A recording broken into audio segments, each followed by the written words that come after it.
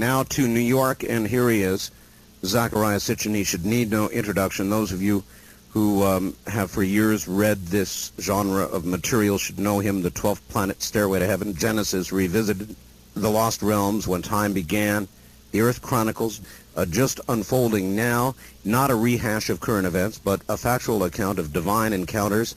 That's what this book is going to be about. Moving also into all kinds of metaphysical areas, even touching on the current rage of angels. Welcome to the program. Good morning, Art. For about 2 years now, people have been asking me to get you on. I'd like to begin at the beginning, if we could. What is the theory of the 12th planet? According to ancient texts that have come to us from Mesopotamia, today's Iraq, going back almost 6,000 years, they provided us with a cosmogony dealing with how the solar system came into being, and tell us that soon after the solar system, where we are part of the universe, as soon as it came into being about 4 billion or so years ago, an invader from space, a planet ejected from its own solar system somewhere else, was passing by, was drawn into the center of our solar system, had a collision with another planet that existed at that time between Mars and Jupiter. Half of that other planet was smashed into bits and pieces, became mostly the asteroid belt that still orbits between Mars and Jupiter. Part of it became a comet that visits us from time to time, and some of those comets are in the news.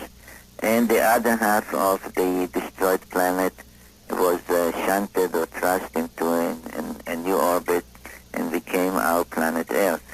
That invader, which was called in the ancient text by the Sumerians Nibiru, which meant planet of the crossing, later renamed by the Babylonians in honor of their national god Marduk, became also a member of the solar system with a vast elliptical orbit that lasts about 3,600 years, 3,600 of our years. Yes. Because to that planet and whoever might be on it, one orbit is just 1 year, and that explains such other problems as the so-called immortality of the gods from Greek mythology, etc.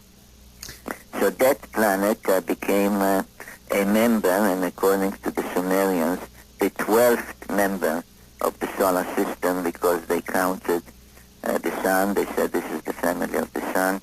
They included the moon as a member in its own right for reasons that are given in those ancient texts. And 10 planets, the 9 we know about, and one more, the 12th member. So from our astronomical viewpoint, it would be a 10th planet. It is the planet which is the 12th member. So the publisher of my first book, and by the way, it was 20 years ago, condensed this title, The Planet Which is the 12th Member, and made it the 12th planet. So this is the story of the 12th planet, and it goes back to the very beginnings of our own solar system, of the Earth and the heavens as we know them. And this is really the shores of the biblical tale and the beginning of the book of Genesis. When do you believe this 12th planet will return? Well, first of all, let me say I believe that it will return, because this would be a fulfillment of all the prophecies in the Old Testament and the New Testament, and in the writings, the Holy Scriptures of other nations in antiquity. There is a comet that has been discovered by 2 amateur astronomers, right, now named Hale-Bopp. First thought to be as big as 1,000 miles across, now thought to be at least 100 miles across, with a dust cloud about it, 2.5 million kilometers wide. It's big, very, very big, out beyond the orbit of Jupiter. They have calculated its return time, very interestingly, at about 3,600 years.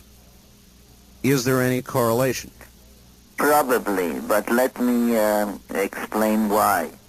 The orbit of Nibiru, as the Sumerians called it, that other planet, which is given by them mathematically as 3,600 years, because these orbits shift, even Halley's Comet, which has a short period orbit of some 75 years, is sometimes 75, sometimes 77, because as the celestial bodies travel in our solar system and are affected by other planets, the orbital period changes slightly.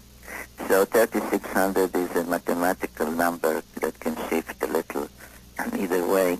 It has a retrograde orbit. Now all the members, mostly, virtually all the members of our solar system, due to the way they were created, orbiting from some kind of nuclear or nebular cloud around the sun and then coalescing, orbit in what we call a counterclockwise direction.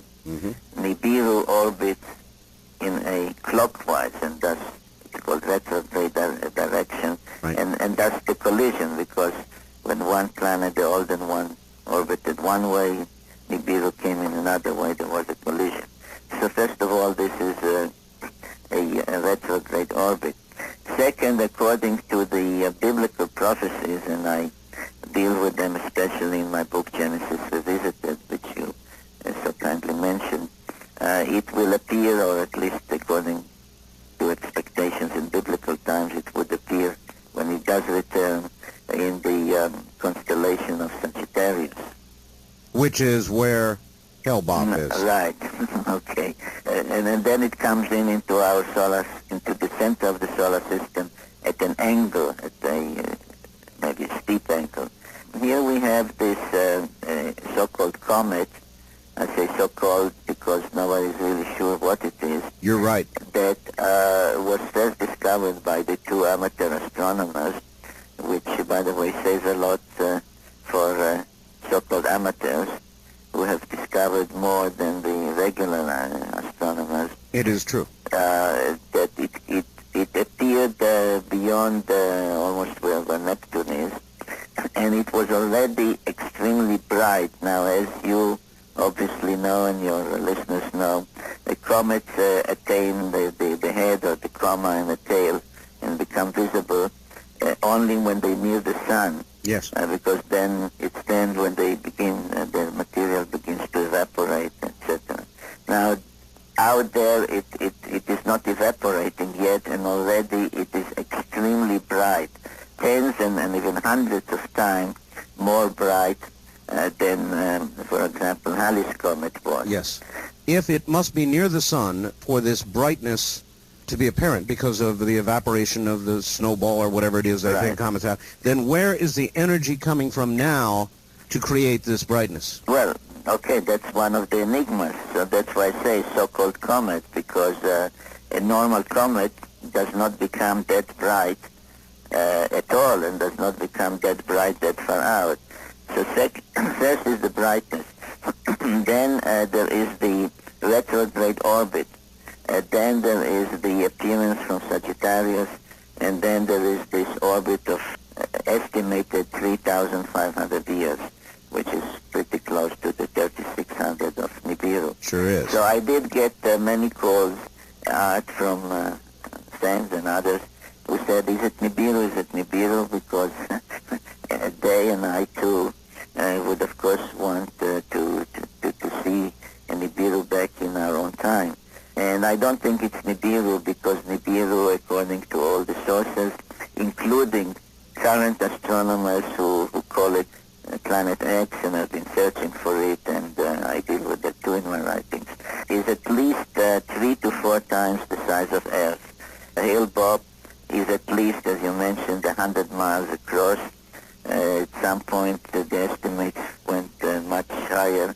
If it is 1,000 miles, as I did hear too from my sources, then it is already not a comet, it's a small planet. It comes to almost match the size of some of our smaller planets, certainly some of the moons that are planetary size of Jupiter and Saturn. Yes, So it's not Nibiru, but in my opinion, it is a harbinger of Nibiru. If Nibiru should return, what would be the effect on our Earth?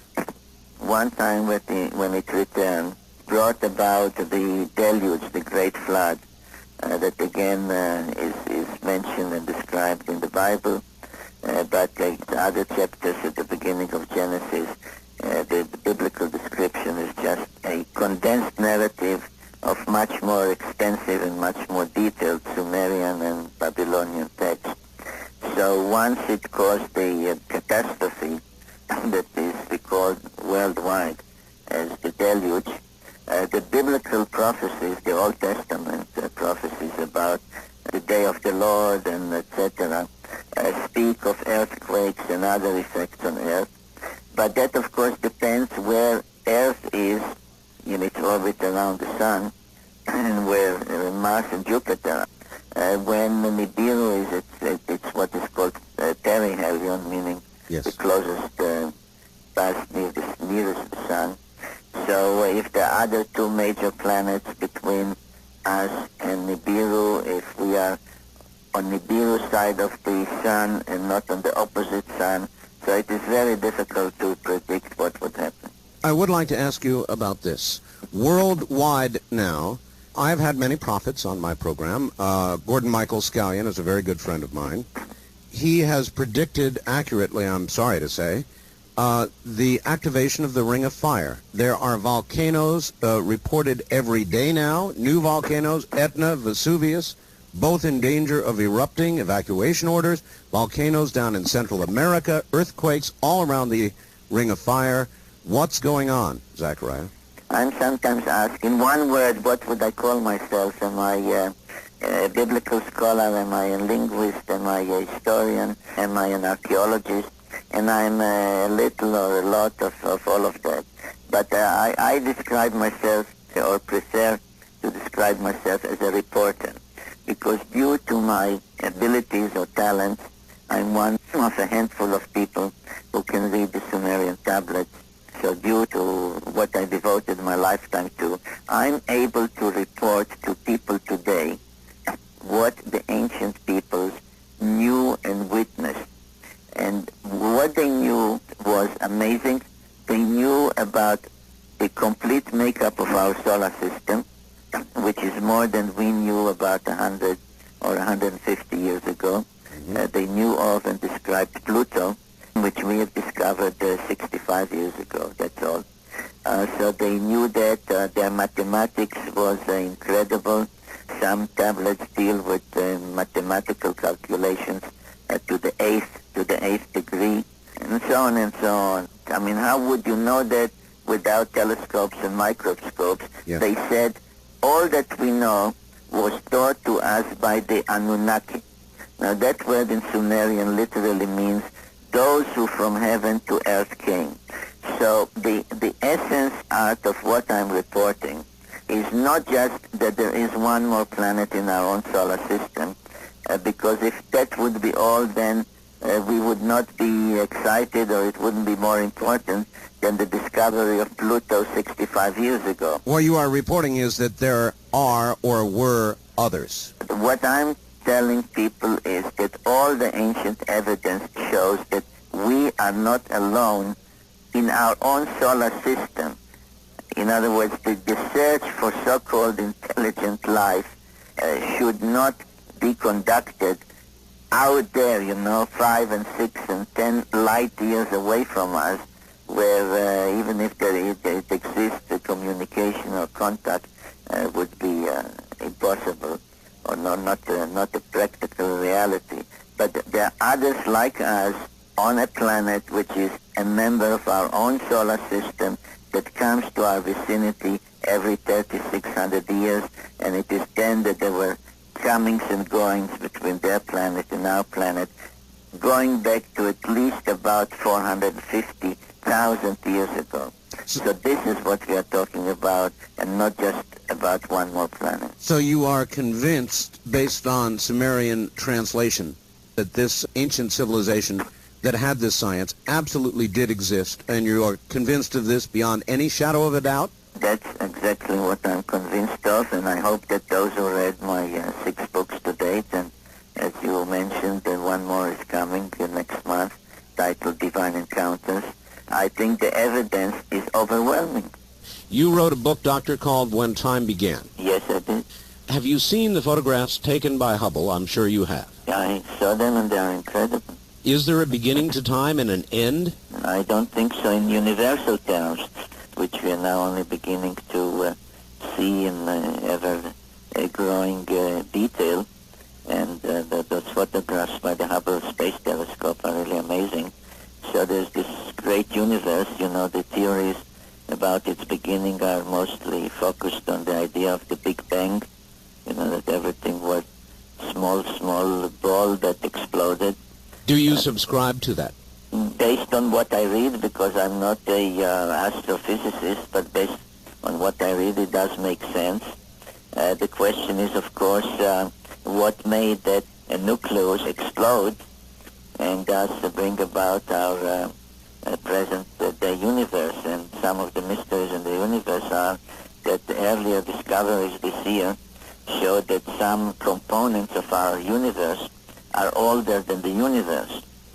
So where did they come from? So this really leads us to, not to astrophysics, but to philosophy. Yes. And to the concept of God. And again, this is the subject I deal with in my new book, Divine Encounters. As a matter of fact, if those, and I know that you and lovely wife have read my books from the very first one, The 12th Planet, you may recall that I end that book with the question if the Anunnaki who came to Earth from Nibiru created, in quotation marks, created us through genetic intervention in the process of evolution, if they created us on Earth, us meaning Homo sapiens, who created them on their planet? Yes. I'm asked many times if those visitors to Earth were considered by the ancient peoples as gods with a small g. Did they have a religion? Did they have gods? So the discoveries of the universe really lead us, or should lead us, in my opinion, into looking at where we are in the chain of life, not from a chauvinistic point of view. For example, I'm asked many times, how could others like us, similar to us, live on a planet that goes out into space, Nibiru, goes out into space where it's so extremely cold and everything is frozen, and then comes near us, and etc. How could life exist there? So my counter question is sometimes I wonder what the people from Nibiru thought about us, or earlier, more primitive hominids, when they came here 450,000 years ago. Did they wonder how could life evolve on a planet so close to the sun? So the whole notion that life, intelligent life, can exist only on a planet our size with precisely our chemical components of oxygen and nitrogen, etc., and only at the distance from the sun of about 94 million miles that Earth is, that only here and not in the immense universe with its diversity of galaxies and stars, and each star has planets, or most stars have planets. So we have to stop thinking in terms of those what I call chauvinistic terms. Egotistical. Yeah, because Earth is an insignificant speck of dust in universal terms. And therefore when we ask each other, when people ask me, do you believe in God? I mean, first you have to define God. But in universal terms, of course I believe. I believe that as the Sumerians believed, and in a way I'm a descendant of the Sumerians, because Abraham was a Sumerian who migrated to Canaan, and I'm one of his descendants. Our creators, I'll just use that word, may be God with a small g. Well, those who used genetic engineering, and again I'm relying on very detailed Sumerian text. I did not invent that. Indeed, anything and everything in my books is based on ancient text writings and pictorial evidence. The only difference between me and other scholars in this field is that they treat all those texts as mythology, And I said to myself, what if this is true? What if all this really happened? And thus the books that have the overall title, The Earth Chronicles. So they came here, they found early hominids, let's call them ape-men, ape-women. I don't want to use the scientific technical terminology of that is confusing and keeps changing, by the way, with more discoveries. So they found us, they needed workers, they needed manpower. They jumped the gun on evolution and mixing the genes of one of their males with the egg of, let's call her an ape woman, an Eve. By the way, that there was an Eve about the time that I said in my very first book, some 270,000 years ago, was confirmed. A few years ago, this year, it was confirmed through genetic studies that there was an Adam, also one single male ancestor, about 100 years ago. So anything that the Sumerians told us, that the other solar systems, the planets can have more than one moon, that we have Uranus and Neptune and Pluto, everything gets corroborated daily. For example, there were reports a few weeks ago about confirmation that another star, another sun, was definitely found out to have planets orbiting it. That's and right. the headline was, "New discoveries challenge notion of Earth's uniqueness." Whose notion? Whose notion is being challenged? Not of the Sumerians.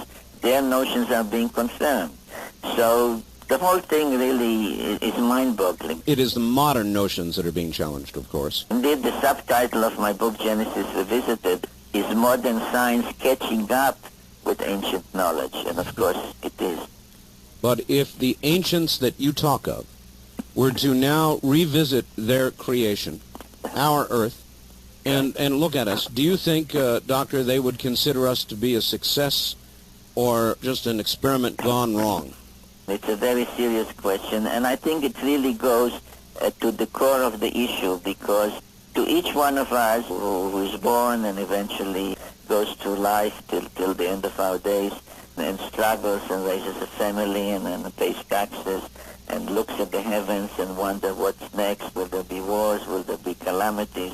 Will there be more, will be hit by some of those comets? Will there be more earthquakes, etc.? The question you ask really goes to the core of it, because once they are back, and I believe that their emissaries are already back, this explains the UFO sightings, etc. You believe then this UFO phenomenon is real and represents some sort of monitoring of us? What exactly it represents, I cannot say, because I was not abducted. I'm just taking the word of those who say. I'm accepting at least part of the TV evidence that we see of those flying objects, etc. So something is going on, whether it's exactly the way those who claim to have seen or been abducted say it or not. But somebody is back, and I must make it clear in the few minutes we have that these are not yet the Anunnaki, but these are their emissaries, because as I show in my books, such beings with that kind of heads, with the big eyes, peculiar non-human-like skins, etc., and with unclear sexual identification, male or female, etc., were seen and were depicted, and I showed the pictures of those depictions in my book. So the emissaries are back. All right, you have seen the photographs, Doctor, haven't you, of the dissection of the supposed alien at Socorro or Roswell, whichever it was? I saw what was broadcast, yes. What were your impressions of that? I still have to be convinced. I am also not convinced. I would like to be convinced, but I'm yet to be convinced. There is more and more and more of this kind of thing coming to us. Are we being conditioned for what is to come? Well, what I believe is that somebody is scouting us, and this happened the first time that they came here. First they sent their scouts, or these are robots. These are androids, let's call them, okay. What would happen when the Anunnaki themselves come back? That was your question. And, yes, sir. The answer is not clear even to me, because the most described instance, one of the recent and the most described, both in the Bible and the Sumerian text, is the time of the deluge, the great flood. According to the Sumerian text, the Bible condensed the two personalities, the two leaders, one of whom was called Enlil, meaning Lord of the Command, and one was Enki, meaning Lord of Earth. Enki was the one involved in the genetic manipulation that led to us Homo sapiens being created on Earth. And Enlil was the stricter one, the one that wanted everything to go by the law and not to digress, etc. So the complaints of Enlil, who instigated the notion of not telling mankind that the deluge is coming, so that mankind would be wiped off the face of the earth, and Enki connived with his faithful servant. So there were two of them, or whose descendants now lead the Anunnaki, I don't know. The complaint of Enlil, which he used to justify his suggestion, let us not tell mankind about the coming catastrophe and let mankind be destroyed, were twofold. One, which the Bible stresses, that there was evil. Men became evil. And in the Sumerian text it says that Enlil complained about the proliferation of mankind. There are too many of them. I definitely believe that two factors that would be taken into consideration, whether to give us more knowledge and technology, which was done in the past every 3,600 years, the transition from an old Stone Age to a Mesolithic, Neolithic, Sumerian civilization, it's always at 3,600-year intervals. The decision whether to continue that or whether to look to our demise again as at the time of the deluge would depend on these two issues. Mankind's evil, and we have seen plenty of it during World War II and the Holocaust, and many repeats of those in the former Yugoslavia, and what's happening in Africa, which doesn't get enough publicity, but the slaughter there is incredible, tribe against tribe, etc. So the evil is obvious. But the other thing, which is really up to us, but we are not doing anything about it, is the explosion of population, overpopulation. So I think that these are two things that we really ought to focus on and try to change the course of mankind before the day which the Bible called the day of the Lord, or the second coming of the kingdom of heaven to earth. Before that really takes place, we ought to change our ways. All right, Dr. Sitchin, I want to ask you this. In an old movie called The High and Mighty, in the old days when that airplane's going across the Pacific, there came a point around mid-Pacific where they only had enough fuel to go forward to wherever they were going. They could not go back. A little red light would come on in the cockpit and say, point of no return. That's correct. And has humanity's little red light come on? I'm not a prophet, again, I want to say. I'm a reporter. We are more or less at that point. One more question. In your book, The 12th Planet, you addressed roughly the same subject as was addressed in Chariots of the Gods. Somebody wants to know, with regard to the ancient astronauts, how much did, if at all, Chariots influence your writing? Well, it influenced me to the point that after spending almost 30 years researching my subject, the research started when I was a schoolboy, I thought to myself, well, here somebody comes and explains in his way what happened and talks about ancient astronauts, etc. So what's the point in my writing my book? That was almost my decision not to write my book. But then I decided that there's really no point in all these books, including the book that you mentioned, just to speculate, like say, look at the pyramids of Giza now, who could have built them? These millions of stone blocks, etc., etc. And when you, the reader or the listener, shrug the shoulders and says, I don't know, you say, well, only somebody from somewhere else could do it, an extraterrestrial, an ancient astronaut. Now, I felt that to be serious, and I'm a serious researcher, and nobody challenged my facts, some disagree with my conclusions, my understanding of the ancient text, but nobody says there's no such text. I think that unless you say, if Earth was visited, number one, by whom? Not just to say ancient astronauts. Second, from where? You can't say, well, the universe must be populated by others light years away. From where? It has to be technically feasible. Thirdly, to say when. In ancient times, thousands of years ago, you have to be specific. And finally, why? Why would anybody keep coming and visiting our planet unless there was a reason for it? Dr. Sitchin, it has been a great honor to have you on the program, and Thank you, I look forward to your coming back. Thank you very much. Take care, my friend. Bye-bye.